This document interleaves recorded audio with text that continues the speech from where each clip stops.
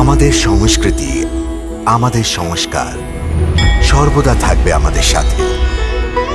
ভারতের মহান গ্রন্থ আর কাব্যের সম্পূর্ণ সংকলন।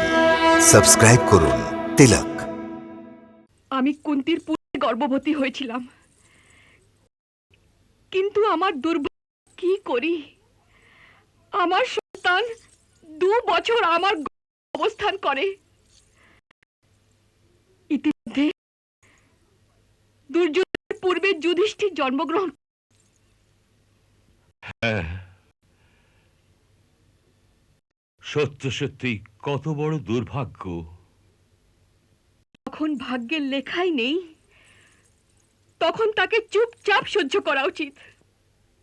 তাই বলি দাদা, যে দুর্ভাগ্যের সঙ্গে লড়াই করার জন্য একে অধর্মের পথ দেখিও না। এই ধর্ম অধর্মের ব্যাখ্যা তুমি কবে থেকে শুরু করলে গান্ধারী? তুমি কবে থেকে শুরু করলে? হ্যাঁ, দুর্ভাগ্যকে চুপচাপ সহ্য করা কাপুরুষের ধর্ম। রাজনীতির ধর্ম হচ্ছে এই যে দুর্ভাগ্যের কারণকেই মিটিয়ে দেওয়া উচিত। অর্থাৎ অর্থাৎ আবশ্যকতা পড়লে পরে পাণ্ডুপুত্রদের বিনাশ করে দেওয়া হবে। না, এই অধর্ম, এই অন্যায়, এই পাপ মহারাজ। আমার মনেও এ বিষয়ে দুঃখ হচ্ছে যে পুত্র রাজা হতে পারবে না। আমিও আমার দুর্যোধনকে রাজা রূপে দেখতে চাই দাদা, কিন্তু তার জন্য অধর্মের পথ অবলম্বন করতে না, অন্যায় করতে পারি আমি। আরে কি ধর্ম, কিসের অন্যায়, কিসের? মহারাজ, আমার একটা প্রশ্নের উত্তর দিন তো, যে রাজার জ্যেষ্ঠ পুত্রই উত্তরাধিকারী হয় কিনা? অবশ্য তবে এখন হস্তিনাপুরের রাজা কে? আমি। কিন্তু রাজ্য আপনার কাছে জন্য আছে। আরে সময় পর্যন্ত যত ছিলেন মহারাজ, ওর মৃত্যুর পরে এই মুহূর্তে আপনি রাজা কিনা? হ্যাঁ, নিশ্চয়ই।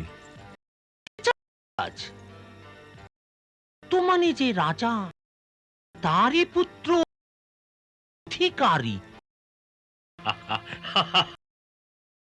শকুনি, তোমার যুক্তি দুই যদি তো সেই যুবরাজ হবে। অবশ্য থাকবো মহারাজ, অবশ্য থাকবো। আমি প্রতিশ্রুতি দিচ্ছি আপনার যে যতক্ষণ প্রিয় ভাগ্নে দুর্যোধন তা পরিষ্কার না করছে, আমি আমার রাজ্য গান্ধী যাব না। কিন্তু প্রজারা যদি অস্বীকার করে? তবে সেই রাজনীতির ধর্ম যে কাঁটা উপড়ে ফেলো, কাঁটা উপড়ে ফেলো।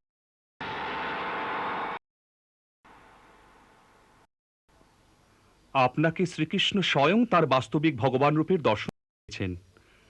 বাহ, আপনি ধন্য ও ক্রূর মহাশয়। আমাদের ন্যায় তো আপনার দর্শন পেয়ে কৃতার্থ হয়ে যাবে।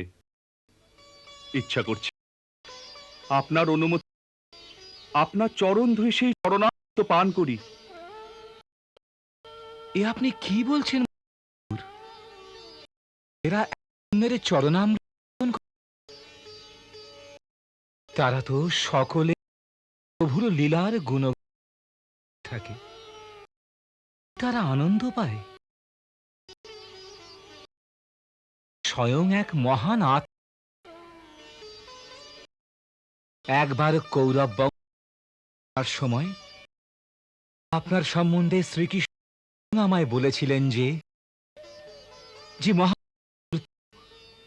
ধর্ম, নীতি আর মুক্তি, তাই আপনাকে এর অধিকারী মনে করেই আজ আমার সেই দিব্য অনুভবের আপনাকে শুনিয়েছি। আপনি বড়ই কৃপা করেছেন। এখন আমার শুধু একটি প্রার্থনা নিকটে পৌঁছেন, যে তার এই দিন ভক্তের কথা যেন না ভুলে যান। কর্তব্যের যে কঙ্কটময় পথের ওপর এখন আমি চলছি, তাতে উনি আমার পথ প্রদর্শন সদা করতে থাকুন। আমি ওরই স্মরণে আছি।